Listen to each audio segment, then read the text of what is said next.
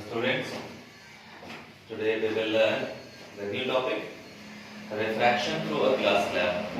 Previous video में आपने देखा था कि लॉ ऑफ रिफ्रैक्शन क्या होता है, रिफ्रैक्शन क्या होता है ना, डिफरेंट थिंग्स सीखा था। अब एक ग्लास स्लैब में रिफ्रैक्शन कैसे होता है वो आप देखोगे, है ना, कि ग्लास स्लैब है तो उसमें रिफ्रैक्शन कैसे होता है। हाँ, तो refraction through a glass slab, refraction through a glass slab.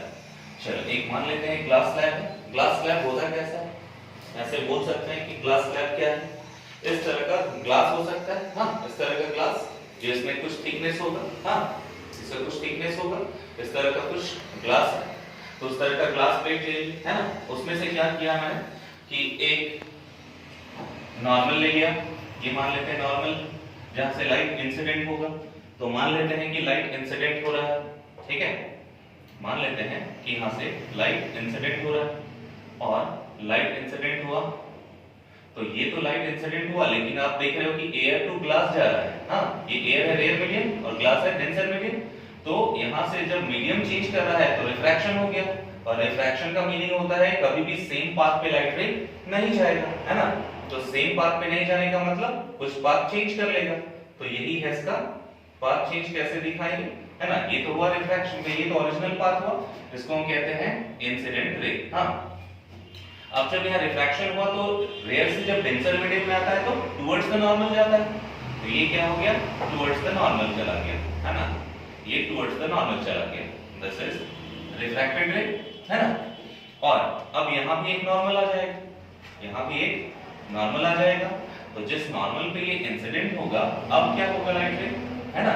यहाँ से फिर देख रहे हैं क्या, ये डेंसर है, ये डेंसर मीडियम है और ये रेयर मीडियम है ना, ये रेयर मीडियम था और ये डेंसर था, तो रेयर से डेंसर आ रहा था तो टुवर्ड्स द नॉर्मल। अब डेंसर से रेयर जाएगा तो क्या होगा, अवे फ्रॉम नॉर्मल, और अवे फ्रॉम नॉर्मल कैसा होगा, ये जो हमारा लाइट रे का पाथ दिखाए थे ओरिजिनल वाला, उसी लाइट रे के ये पैरेलल हो जाएगा। हाँ, उसी लाइट रेस के ये पैरेलल हो जाएगा, ये है हमारा डायरेक्शन इसका, यानी ये जो रे आएगा, हाँ इसको हम कहते हैं इमर्जेंट रे। हाँ, इस पाथ को क्या बोलते हैं हम, इस रे को इमर्जेंट रे, और ये है इंसिडेंट रे का डायरेक्शन। हाँ, ये क्या है, इंसिडेंट रे।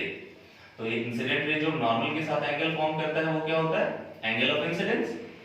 ये जो एंगल फॉर्म किया रिफ्रैक्टेड रे हुआ, रिफ्रैक्ट होने के बाद, तो ये रिफ्रैक्टेड रे जो है नॉर्मल के साथ जो एंगल फॉर्म करेगा वो एंगल ऑफ रिफ्रैक्शन, तो यही एंगल ऑफ रिफ्रैक्शन यहां भी होगा r, है ना, आप जानते हो ये, है ना, अल्टरनेट अपोजिट एंगल, ठीक है।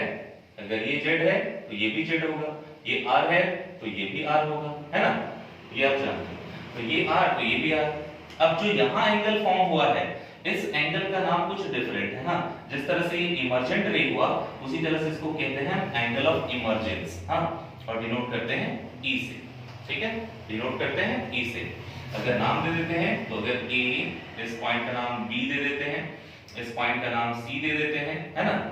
अगर यहां से देखो एक परपेंडिकुलर लाइन ड्रॉ कर देते हैं किस पे, इस इमर्जेंट रे और इंसिडेंट रे के बीच में, तो इसी इंसिडेंट रे और इनके बीच के जो परपेंडिकुलर डिस्टेंस है उसका हम दूसरा नाम से जानते हैं, वो क्या कहलाता है, नॉर्मल, यानी लैटरल शिफ्ट, उसको कहते हैं लैटरल शिफ्ट या तो लैटरल डिस्प्लेसमेंट के नाम से भी जानते हैं, है ना।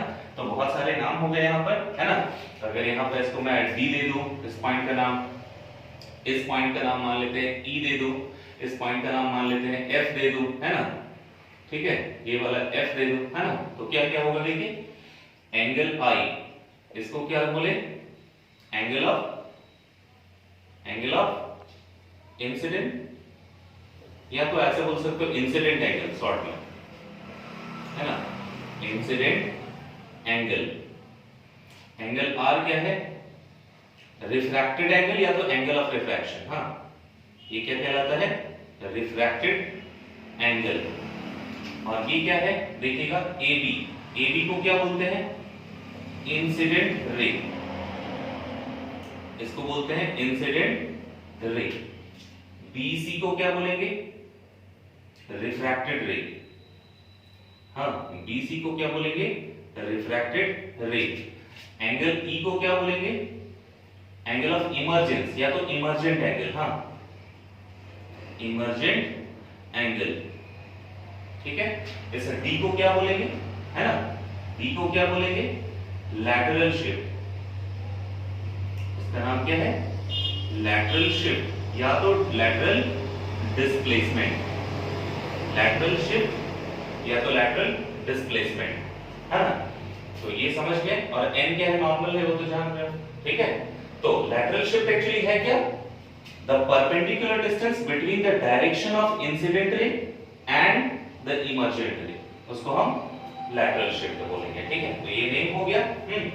अब एक रिलेशन देखने वाले हैं, हाँ चलिए एक हमारे पास और है रिलेशन। अगर हमारे पास ग्लास स्लैब ऐसा होता तो, और इस ग्लास स्लैब में इंसिडेंट लाइट रे ऐसे होता तो क्या होता? अगर इस तरह से है तो किसी भी तरह का रिफ्रैक्शन नहीं होगा, हाँ। यहाँ पर अगर ये परपेंडिकुलर हो तो आई नॉर्मल भी एक परपेंडिकुलर भी है, आई और आर सब क्या है? 0 डिग्री होगा, हाँ।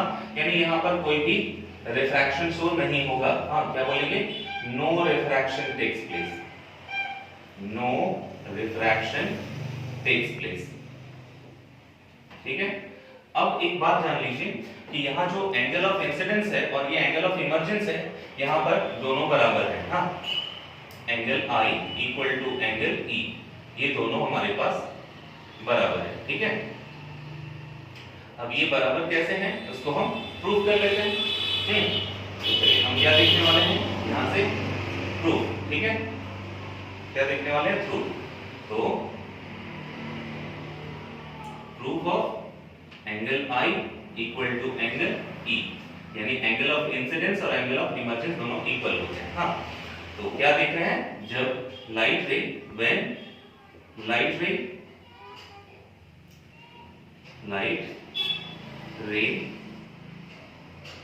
travel from air to glass, पहले वाला एयर टू ग्लास आया था, एयर से लेके ग्लास, पहले भी पढ़ चुके हैं इसको। Air to glass equal to sine I by sine R, इसको मैंने इक्वेशन नंबर 1 मान लिया, हाँ। अब क्या बोल रहे हैं? व्हेन लाइट रे ट्रेवल फ्रॉम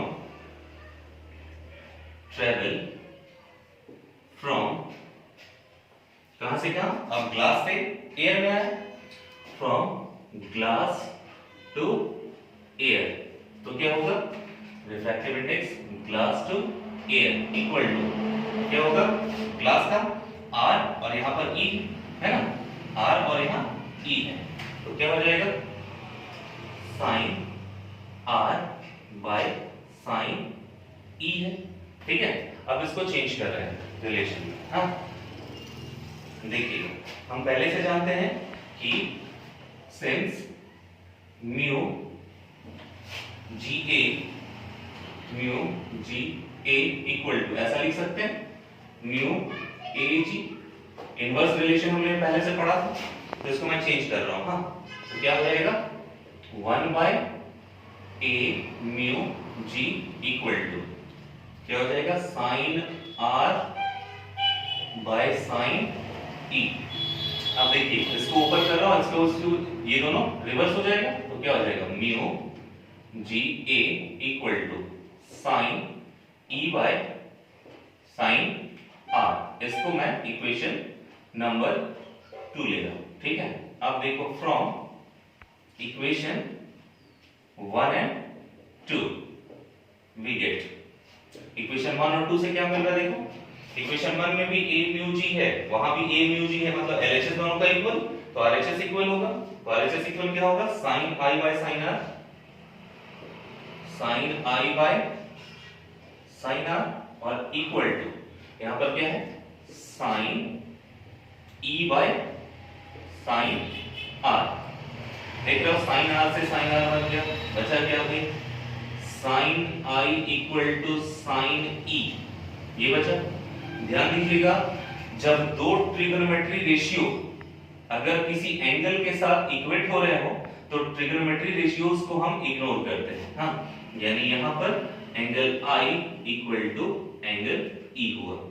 तो याद रखिएगा किसी भी ग्लास स्लैब में, हाँ, किसी भी ग्लास स्लैब में जब लाइट वेव एक सरफेस से दूसरे सरफेस से अगर पास होके रिफ्रैक्ट हो जा रहा है, हाँ, तो जो एंगल ऑफ इंसिडेंस होगा वो एंगल ऑफ इमर्जन के इक्वल होता है ना। चलिए, थैंक यू।